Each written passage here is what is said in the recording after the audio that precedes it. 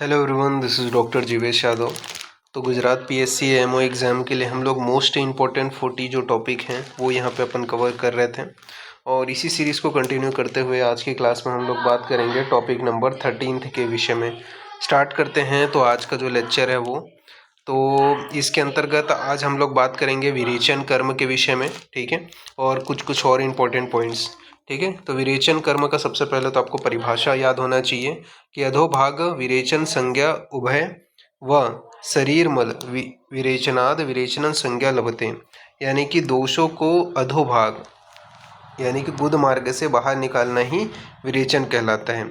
विरेचन जो है वो पित्त दोषज विकारों के लिए श्रेष्ठ उपचार बताया गया। तो ये चीज़ विशेष रूप से याद रखना है कि अधोभाग से गुद मार्ग से जो दोष है उसको बाहर निकालना ही विरेचन कहलाते हैं। और यह जो है पित्तज दोषों विकारों के लिए श्रेष्ठ बताया गया है, ठीक है। चरक अनुसार अविरेच्य रोग कौन से हैं, ठीक है, ये अपन देख लेते हैं जिनमें विरेचन नहीं कराना है।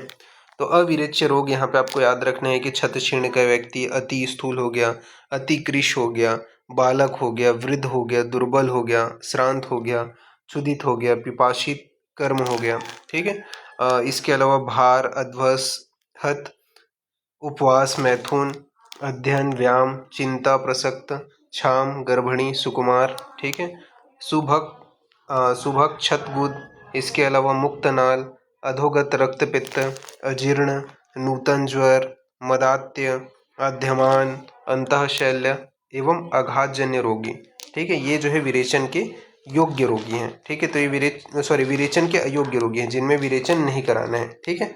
ये चीज़ याद रखना है कि विरेचन के अयोग्य के अंतर्गत ये सारे रखे गए हैं कि जो छत्क्षीण से पीड़ित हो, अति स्थूल हो, अति कृश हो, बालक हो, वृद्ध हो, दुर्बल हो, श्रांत हो, क्षुधित हो, पिपासित हो, ठीक है, कर्म, भार, अध्वसत हो, उपवास, मैथुन, अध्ययन, व्यायाम, चिंता, प्रसक्त, क्षाम, गर्भिणी, सुकुमार, ठीक है, सुभक्त, छत गुद, मुक्तनाल, अधोगत रक्तपित्त, जीर्ण, नूतन ज्वर, मदात्य, आद्यमान, अंतःशल्य एवं आघातजन्य रोगी, ये अविरेच्य रोगी हैं।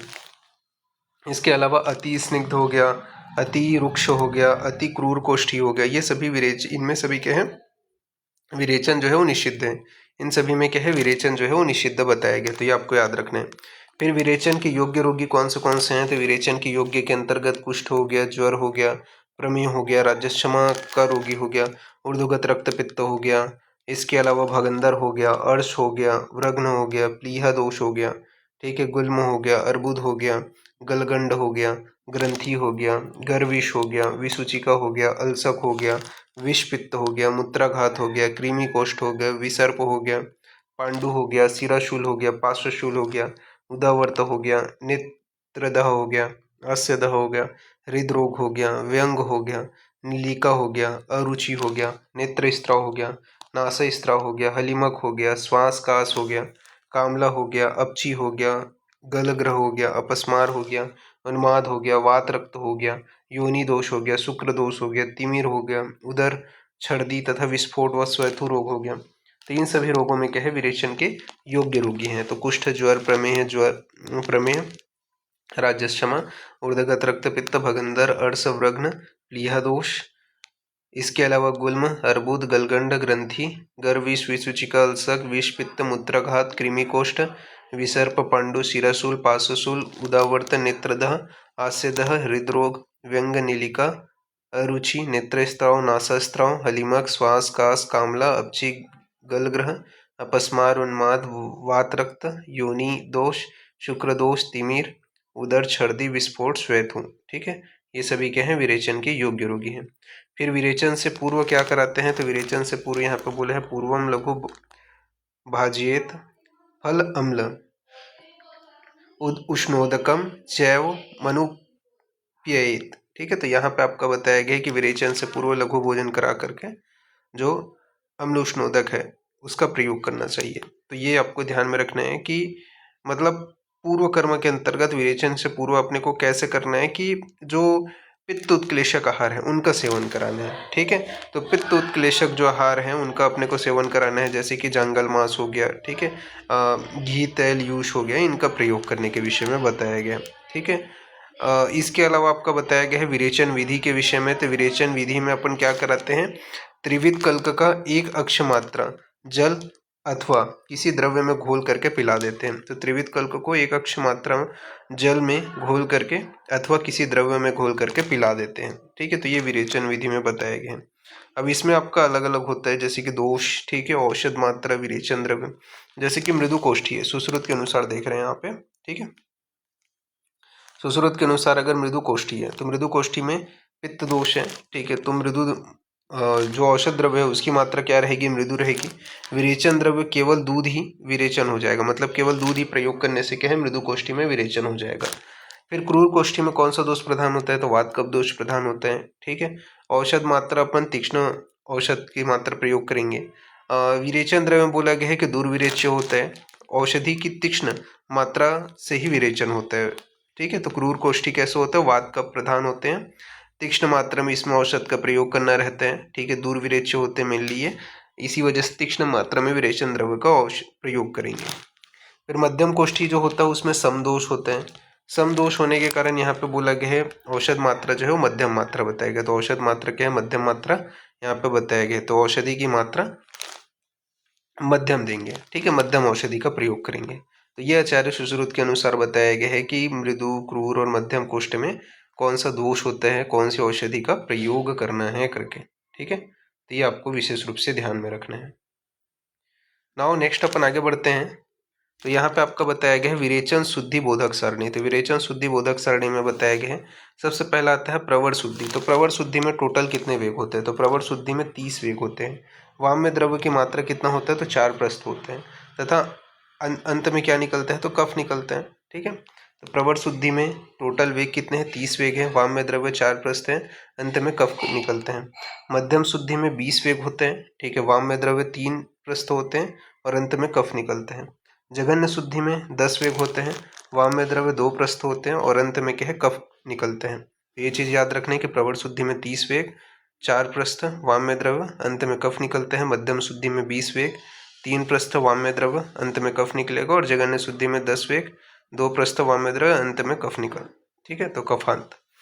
इसके अलावा विरेचन में दोष निकलने का क्रम ये बताया गया है कि विरेचन में मल मिश्रित 2 से 3 वेग को छोड़ करके गिनना चाहिए, ठीक है। तो ये चीज़ याद रखना है कि विरेचन में मल मिश्रित 2 या 3 वेग को छोड़ करके ही गिनना चाहिए।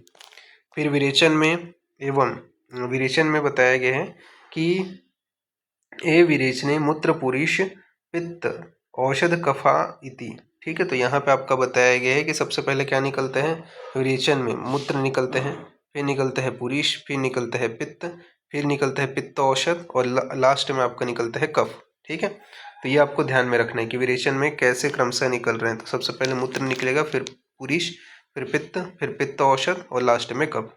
फिर सम्यक विरेचन के विषय में बात करते हैं। तो सम्यक विरेचन के क्या लक्षण बताए गए हैं, सम्यक विरेचन में बताया गया है प्राप्तिश्च विट पित्त कफ अनिला सम्यक विरिक्तस्य भवेत् क्रमेण, ठीक है। तो क्रमशः जो आपका विट हो गया, पित्त हो गया, कफ हो गया, ठीक है, अनिला, ये इनकी प्राप्ति हो जाती है, निकल जाते हैं, ठीक है। तो सम्यक विरेचन हो गए हैं, ये अपने को समझना है। हीन विरेचन में क्या बताया गया है, तो हीन विरेचन में बताया गया है स्यात् श्लेष्म पित्त अनिला संप्रकोपा। तो क्या है, श्लेष्म पित्त और अनिल त्रिदोष के यहाँ पे प्रकोप हो रहे हैं, तब अपन क्या समझेंगे कि हीन विरेचन हुए हैं। फिर विरेचन के अति योग का क्या लक्षण है, तो विरेचन के अति योग का यहाँ पे लक्षण बताए गए हैं कि कफ रक्त पित्त क्षय से वायु प्रकुपित हो जाता है। तो कफ रक्त पित्त के क्षय से वायु प्रकुपित हो जाता है, ये विरेचन के अति योग का लक्षण है। तो कफ रक्त पित्त के क्षय से वायु प्रकुपित हो जाता है, विरेचन के अति योग का लक्षण है, ठीक है। फिर सुश्रुत अनुसार वमन और विरेचन द्रव्यों में अंतर क्या है, तो सुश्रुत अनुसार वमन और विरेचन द्रव्य के विषय में बात करते हैं। तो विरेचन द्रव्य जो होते हैं, ठीक है, वो कैसे होते हैं, कौन से गुण प्रधान होते हैं, तो सर, सूक्ष्म, तीक्ष्ण, उष्ण तथा विकासीय होने से दोषों को दूर करते हैं। तो विरेचन जो द्रव्य होते हैं सर, सूक्ष्म, तीक्ष्ण, उष्ण और विकासीय होने से दोषों को दूर करते हैं। जबकि वमन जो द्रव्य होते हैं, तो वमन द्रव्य जो होते हैं वो प्राकृत स्वभाव से प्रभाव विशेष के कारण ऊर्ध्व भाग के दोषों को निकालते हैं, ठीक है। तो ये चीज़ याद रखना है, विरेचन द्रव्य जो होते हैं वो सर, सूक्ष्म, तीक्ष्ण, उष्ण और विकासीय होने से दोषों को दूर करते हैं। जबकि वमन द्रव्य जो होते हैं प्राकृत स्वभाव यानी कि प्रभाव विशेष के कारण ऊर्ध्व भाग से दोषों को निकालते हैं। फिर वमन द्रव्य जो होते हैं वो बिना पके ही अपक्व अवस्था में होते हैं। ठीक है, तो वमन द्रव्य बिना पके ही यानी कि अपक्व अवस्था में होते हैं।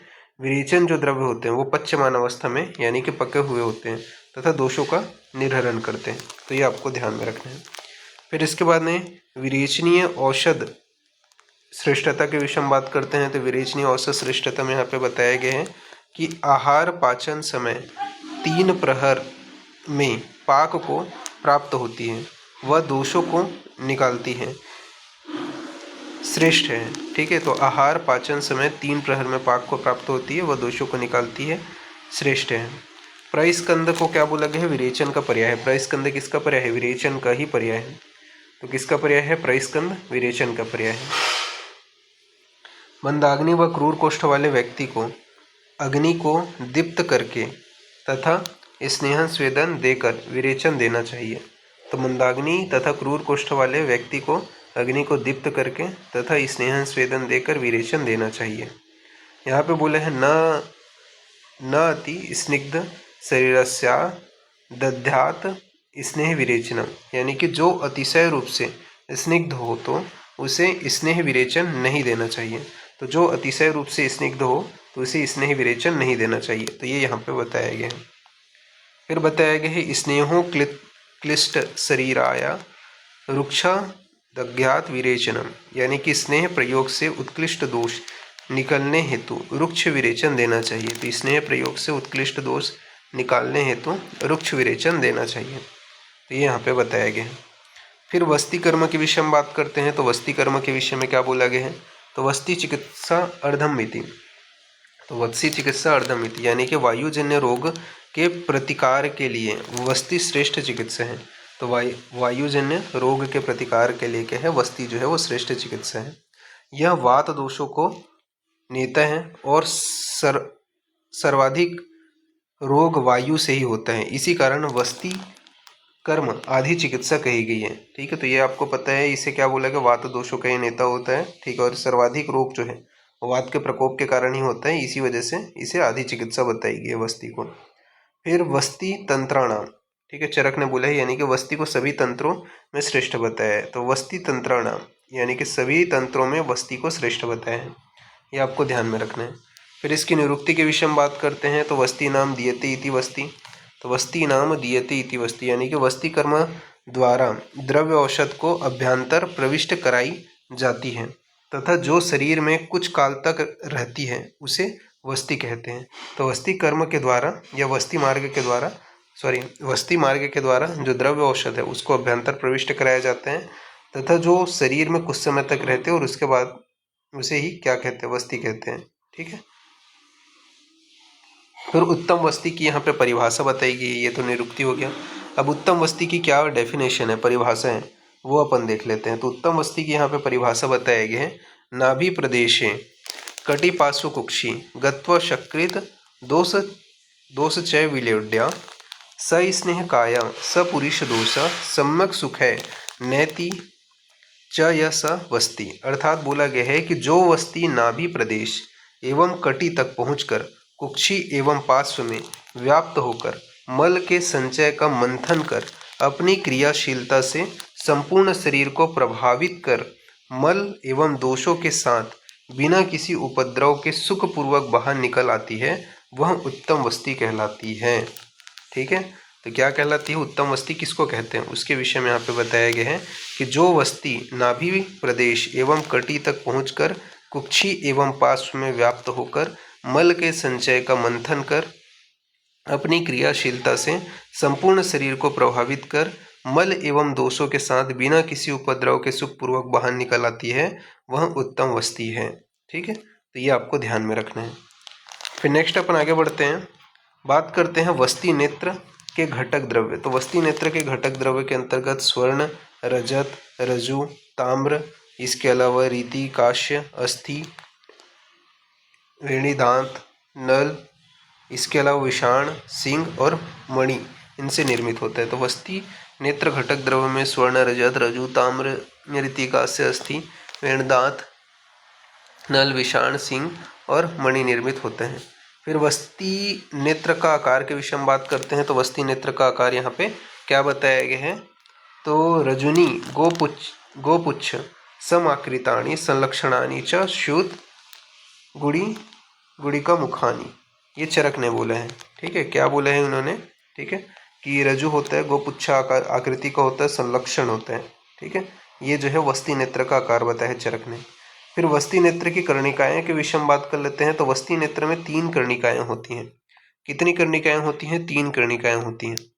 तो बताया गया है मूल भाग में 2 कर्णिका होती है और 1 कर्णिका जो है वस्ती नेत्र से 1/4 भाग की दूरी पर होता है। तो जो मूल भाग है वहां पे कितनी कर्णिका होगी? 2 कर्णिका होगी और 1 कर्णिका जो है वस्ती नेत्र से 1/4 भाग दूरी पर रखी होती है। ठीक है, रखी जाती है। तो ये यहाँ पे बताया गया। फिर वस्ती की विधि के विषय में बात करते हैं। तो वस्ती की विधि में बताया गया कि वाम पाद को सीधा फैलाएं, दाहिने पैर को मोड़ कर रखें। ठीक है, तो वस्ती विधि में बताया गया कि वाम पैर को सीधा फैलाएं और दाहिने पैर को मोड़ कर रखें। ये क्या है? वस्ती की विधि है। इसके अलावा बताया गया है कि अग्नि, ग्रहणी तथा गुद वाम भाग से। ठीक है, ये जो है पोजीशन है, ये आपको याद रखना है। इसके बाद में पुरुष में किस प्रकार से होता है? तो पुरुष को जो है वाम पार्श्व में शयन करके वस्ती देते हैं और स्त्री को नियुब्ज अवस्था में वस्ती दिया जाता है। तो ये चीज़ याद रखना है कि पुरुष को वाम पार्श्व शयन में वस्ती देते हैं और स्त्री को नियुब्ज अवस्था में वस्ती दिया जाता है। फिर नेत्रवस्ती के प्रमाण के विषय में बात करते हैं। तो नेत्रवस्ती का प्रमाण आचार्य चरक के अनुसार बात कर लेते हैं। तो 6 वर्ष में 6 अंगुल यानी कि मूंग के बराबर बताया गया। तो 6 वर्ष में 6 अंगुल मूंग के बराबर, 12 वर्ष में 8 अंगुल कलाई के बराबर और 20 वर्ष में 12 अंगुल करकुंधुक के बराबर। ठीक है, तो चरक के अनुसार याद रखना नेत्रवस्ती के प्रमाण 6 वर्ष में 6 अंगुल मूंग के बराबर, 12 वर्ष में 8 अंगुल कलाई के बराबर और 20 वर्ष में 12 अंगुल करकुंधुक के बराबर बताया गया। ठीक है, फिर नेक्स्ट अपन हम बात करते हैं यहाँ पे सुश्रुत के अनुसार। तो सुश्रुत के अनुसार यहाँ पे बताया गया कि 1 वर्ष में 6 अंगुल मूंग के बराबर, 8 वर्ष में 8 अंगुल मांस के बराबर, 16 वर्ष में 10 अंगुल कलाई के बराबर और 25 वर्ष में 12 अंगुल कोलस्थी के बराबर बताया गया। तो ये चीज़ याद रखना है कि 1 वर्ष में 6 अंगुल मूंग के बराबर, 8 वर्ष में 8 अंगुल मांस के बराबर, 16 वर्ष में 10 अंगुल कलाई के बराबर, 25 वर्ष में 12 अंगुल कोलस्थी के बराबर यहाँ पे बताया गया। फिर वांग भट्ट के अनुसार बात करते हैं। तो वांग भट्ट ने बताया है कि 1 वर्ष में 5 अंगुल, ठीक है, 1 अंगुल हो गया। इसके अलावा 1 से 6 वर्ष में 6 अंगुल मूंग के बराबर हो गया, 7 वर्ष में 7 अंगुल मांस के बराबर हो गया, 12 वर्ष में 8 अंगुल जो शुष्क कलाई है उसके बराबर हो गया, 16 वर्ष में 9 अंगुल, ठीक है, क्लीन कलाई के बराबर और 20 वर्ष में 12 अंगुल करकंदूक के बराबर। तो ये चीज़ याद रखना है कि 1 वर्ष में 5 अंगुल 1 अंगुल के बराबर, 1 से 6 वर्ष में 6 अंगुल मूंग के बराबर, इसके अलावा 7 वर्ष में 7 अंगुल मांस के बराबर, ठीक है, 12 वर्ष में 8 अंगुल शुष्क कलाई के बराबर, 16 वर्ष में 9 अंगुल क्लीनिक कलाई के बराबर और 20 वर्ष में 12 अंगुल करकंदूक के बराबर। तो ये वांग भट्ट के अनुसार बताया गया। फिर बात करते हैं वस्ती का जो मूल है वो कैसा होना चाहिए। तो वस्ती का जो मूल है वो अंगुष्ठ प्रमाण का होना चाहिए। तो वस्ती का मूल क्या बताया गया? अंगुष्ठ प्रमाण का होना चाहिए तथा वस्ती का अग्र जो है वो कनिष्ठ का प्रमाण का होना चाहिए। तो वस्ती का जो मूल है वो अंगुष्ठ प्रमाण का, वो वस्ती का अग्र जो भाग है वो कनिष्ठ का प्रमाण का होना चाहिए। फिर वस्ती देने के नियम के विषय में बात करते हैं। तो अनुवासन वस्ती जो है वो भोजन के बाद दिया जाता है। तो अनुवासन वस्ती भोजन के बाद देते हैं तथा निरूह वस्ती, ठीक है, निराहार यानी कि जीर्णान्न में दिया जाता है। तो अनुवासन वस्ती भोजन के बाद देखते हैं और निरूह वस्ती जो है निराहार यानी कि जीर्णान्न में दिया जाता है। फिर निरूह वस्ती की विधि के विषय में बात करते हैं। तो निरूह वस्ती की विधि बताया गया प्रशस्त स्तन नक्षत्र मुहूर्त योगे जीर्णांते मेकाग्र क्रमित, यानी कि अन्न के जीर्ण होने पर जो है निरूह वस्ती दिया जाता है। फिर इसकी वस्ती की संख्या के विषय में बात करते हैं। तो यहाँ पे बताया गया है कि कफज विकारों में 1 या 3, पित्तज विकारों में 5 व 7 और वातज विकारों में 9 व 11 बताया गया। तो ये चीज़ याद रखना है कि वस्ती की संख्या कफज विकारों में 1 या 3, पित्तज विकारों में 5 या 7 और वातज विकारों में 9 व 11 बताया गया। तो वस्तीन अयुग्मान कुशलो विद्यात, ठीक है, तो वस्ती को जो वस्तियों को क्या है विषम संख्या में ही देते हैं, ठीक है। तो ये चीज़ ध्यान में रखना है कि वस्ती को हमेशा क्या है विषम संख्या में दिया जाता है। फिर वस्ती के भेद के विषय में बात करते हैं। तो वस्ती का भेद बताया गया है कि चरक अनुसार वस्तियाँ मुख्यतः 3 प्रकार की होती है। तो चरक अनुसार वस्तियाँ मुख्यतः 3 प्रकार की होती हैं। पहला आपका स्थापन वस्ती। तो स्थापन वस्ती में बताया गया है इस वस्ती में दोष व द्रव्यों के अनुसार विभिन्न औषधियों के क्वाथ आदि का प्रयोग करते हैं। तो इस वस्ती में दोष व द्रव्यों के अनुसार विभिन्न औषधियों के क्वाथ आदि का प्रयोग करते हैं। फिर आता है आपका अनुवासन वस्ती। तो अनुवासन में बताया गया है इस वस्ती में स्नेहार्थ दोष व रोगों के अनुसार औषधि से सिद्ध स्नेह दिया जाता है। तो इस वस्ती में स्नेहार्थ दोष व रोगों के अनुसार औषधियों से सिद्ध स्नेह दिया जाता है। फिर आता है आपको उत्तर वस्ती। तो उत्तर वस्ती में बोला गया है जिस वस्ती में वस्ती द्रव्य को मूत्र मार्ग योनि मार्ग द्वारा दिया जाता है उसे उत्तर वस्ती कहते हैं। तो जिस वस्ती में वस्ती द्रव्य को मूत्र मार्ग योनि मार्ग द्वारा दिया जाता है उसे उत्तर वस्ती कहते हैं। संख्या भेद से वस्ती जो है वो 3 प्रकार की होती है। तो संख्या भेद से जो वस्ती है उनके 3 प्रकार बताए गए हैं। फिर वस्ती कर्म के विषय में बात करते हैं तो 30 है। ठीक है, कौन से सॉरी वस्ती कर्म बोलता हूँ, कर्म वस्ती जो है वो 3 है। ठीक है, तो कर्म वस्ती की संख्या कितनी है? 30 है। काल वस्ती की कितनी है? 16 है। और योग वस्ती की संख्या 8 है। तो ये याद रखना है। ठीक है, क्या है आपका कर्म वस्ती की संख्या जो 30 है वो क्या है? 1 12 12 5। ठीक है, 1 अनुवासन 12 निरूप फिर 12 उसके बाद में 5 अनुवासन। इसी प्रकार काल वस्ती की संख्या 16 है। ठीक है, तो कितना है? 1 6 6 3, 1 अनुवासन 6 निरूप। ठीक है, फिर उसके बाद में अल्टरनेट, फिर उसके बाद में 3 अनुवासन। फिर योग वस्ती की जो संख्या है वो टोटल 8 है। ठीक है, जो 1 3 3 1 है, 1 अनुवासन 3 निरूप फिर अल्टरनेट फिर 1 अनुवासन। ठीक है, तो ये आपको ध्यान में रखना है। फिर इसके बाद में सुश्रुत के अनुसार वस्ती के 2 भेद बताए गए हैं। कौन सा? नैरुहिक यानी कि स्थापन वस्ती और स्नेहिक यानी कि अनुवासन वस्ती। तो सुश्रुत के अनुसार जो है वस्ती के 2 भेद बताए गए हैं, नैरुहिक और आपका स्नेहिक। तो नैरुहिक या स्थापन वस्ती के विषय में बात कर लेते हैं। तो पर्याय बताया गया है कि निरूह, स्थापन तथा शोधन वस्ती। क्या क्या पर्याय है स्थापन वस्ती का? निरूह बोला जाता है, स्थापन बोला जाता है या शोधन वस्ती बोला जाता है। जबकि स्नेही की अनुवासन वस्ती को अपन स्नेह तथा अनुवासन वस्ती कहते हैं। फिर इसकी निरुक्ति के निरूह के विषय में बात कर लेते हैं। तो निरूह में बताया गया कि शरीर में दोष निर्हरण के वजह से इसे निरूह बोला जाता है। ठीक है, तथा स्थापन क्यों बोलते हैं? तो वय का स्थापन करने के कारण इसे स्थापन बोला जाता है। स्नेह वस्ती के अंतर्गत बताया गया है कि शरीर के अंदर रहने पर भी दूषित नहीं होता है। ठीक है, अतः अनुवासन वस्ती प्रतिदिन दी जा सकती है। तो ये चीज़ याद रखना है कि क्या बोला गया है अनुवासन वस्ती में, शरीर के अंदर होने के बावजूद भी ये दूषित नहीं होता है। और ठीक है, इस वजह से इसे प्रतिदिन दे सकते हैं। बात करते हैं मुख्य कर्म कौन सा है स्थापन वस्ती का। तो मुख्य कर्म है इसके अंतर्गत अपन लेखन शोधन। ठीक है, तो लेखन शोधन। इसके अलावा आपका मुख्य कर्म क्या बताया गया है अनुवासन वस्ती में? तो ब्रीहण है। भेद के विषय भेदन के विषय में बात करें तो मधु तैलिक वस्ती का प्रयोग करेंगे। इसके कौन से इसके भेद हैं? ठीक है, तो भेद के विषय में बात कर लेते हैं। कौन से भेद है? तो मधु तैलिक वस्ती इसके अंतर्गत आता है, यापन हो गया, युक्त रथ वस्ती हो गया, सिद्धार्थक वस्ती हो गई, ये सभी इसके भेद हैं। ठीक है, जबकि अनुवासन के अंतर्गत मात्रा वस्ती आते हैं। कौन से रोग में जो है अपन जो निरूह वस्ती है उसका प्रयोग कर सकते हैं? तो आपका जो हो गया प्रमेह हो गया, कुष्ठ हो गया, उदर रोगी हो गए, इनमें इसका प्रयोग कर सकते हैं। जबकि अनुवासन वस्ती प्रमेह, कुष्ठ तथा स्थूल उदर में निषेध है। ठीक है, तो ये आपको ध्यान में रखना है। तो ये आपका निरूह तथा अनुवासन वस्ती में डिफ्रेंशिएशन भी हो गया। ठीक है, तो इतने पॉइंट्स आपको अच्छे से क्लियर होने चाहिए। तो अभी के लिए इतना ही, नेक्स्ट क्लास में आगे कंटिन्यूएशन करेंगे। ओके, ठीक है, तो फिर थैंक यू क्लास।